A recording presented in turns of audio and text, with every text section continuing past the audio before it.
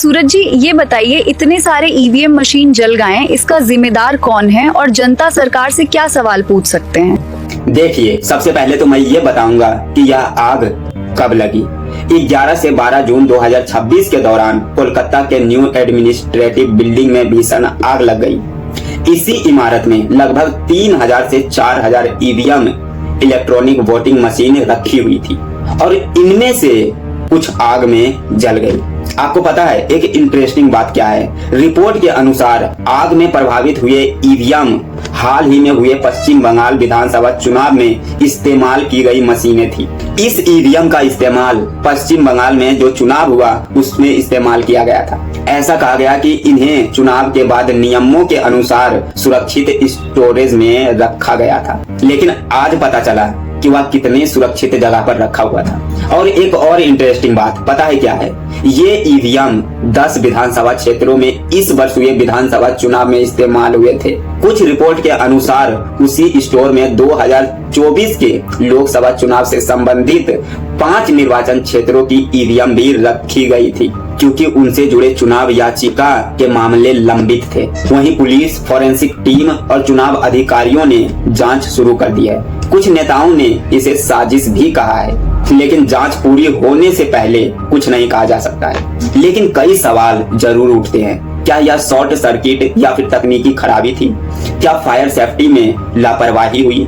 क्या आग किसी अन्य कारण से फैली? इस तरह की आपराधिक साजिश थी। देखिए, इस हादसे के बाद एक आम नागरिक सरकार और सिस्टम से कई सारे सवाल पूछ सकते हैं, और वह सवाल कौन कौन से हैं मैं आपको बताता हूँ। अगर सुरक्षा इतनी मजबूत थी तो यह आग लगी कैसे? क्या फायर सेफ्टी सिस्टम समय पर काम नहीं कर पाया? अगर नहीं किया तो क्यों नहीं किया? क्या हजारों ईवीएम एक ही जगह रखना प्रशासनिक लापरवाही थी? क्या इससे संबंधित अधिकारियों ने सुरक्षा मानकों का पूरी तरह से पालन किया था?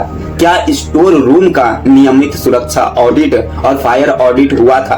क्या सीसीटीवी, फायर अलार्म और स्प्रिंकलर जैसी सुरक्षा व्यवस्था पूरी तरह से चालू थी? अगर सीसीटीवी चालू थी तो उसमें तो जरूर रिकॉर्डिंग हुआ होगा। वह फुटेज और वीडियो क्या जनता के सामने आएंगे? अगर सुरक्षा में कोई कमी थी तो उसे पहले क्यों नहीं सुधारा गया?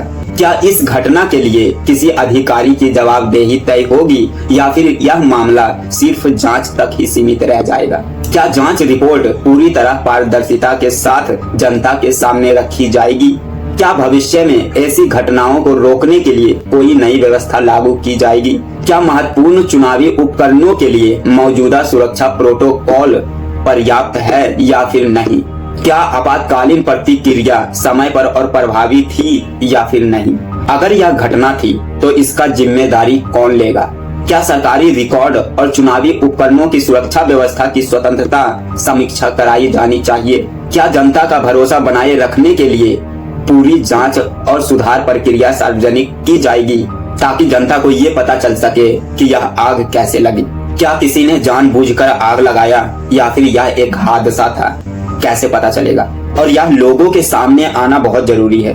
देखिए, इतने सारे ईवीएम का जल जाना कोई छोटी मोटी बात तो है नहीं।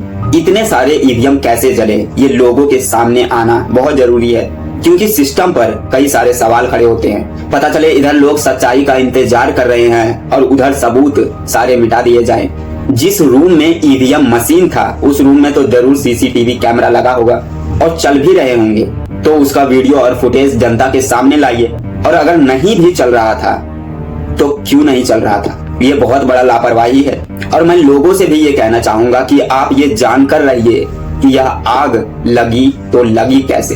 और हाँ, मैं अपने व्यूअर से ये कहना चाहूंगा कि आप सब इसके बारे में क्या कहना चाहते हैं कमेंट में जरूर लिखें।